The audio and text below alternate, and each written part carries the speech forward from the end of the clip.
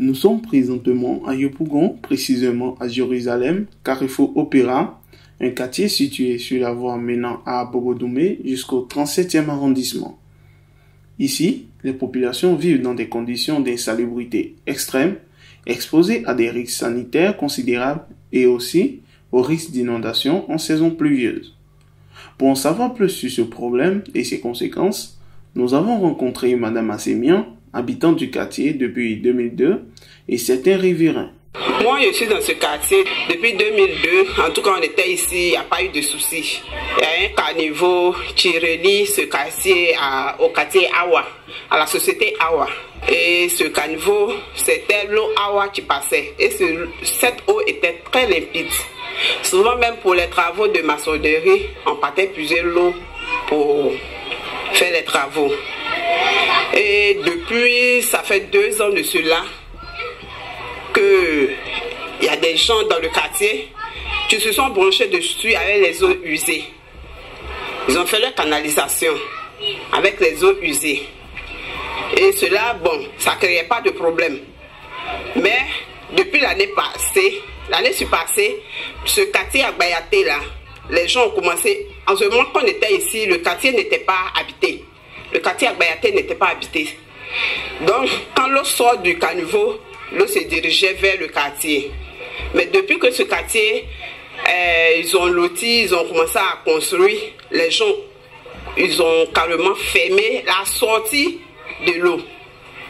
Et quand ils ont fermé la sortie de l'eau, tout a commencé à remonter dans le quartier ici. Il y a longtemps, nous on est ici. L'eau là, quand ça vient dans le caniveau là, ça passait en bas. Et puis ça sort dans le gros trou là-bas. Mais on a vu que ceux qui construisent dans nouveau quartier là, c'est eux qui ont provoqué que quand ils ont fait là, l'eau passe plus pour aller de l'autre côté, ça passe ici et ça fait que tout est bloqué ici. Maintenant tous ceux qui ont fait leur WC régal là, ils ont connecté au caniveau là. Ça fait que ça va plus là-bas, ça se retourne maintenant.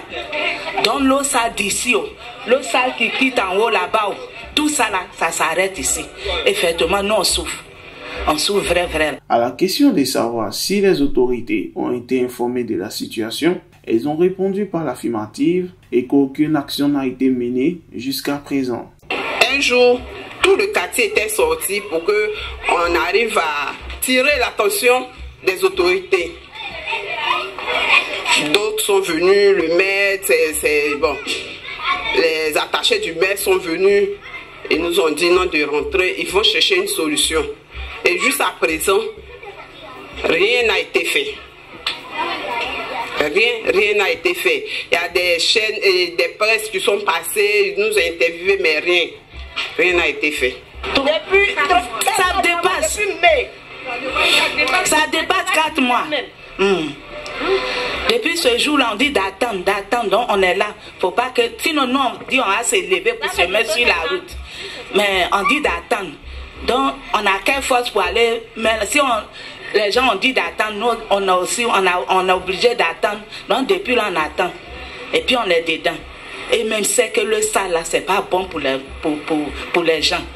Mais on est dedans, on nous regarde seulement. Quant aux conséquences sur la santé, Madame Assemian et d'autres riverains ont signifié que cette situation avait plus ou moins de graves répercussions sur leur santé.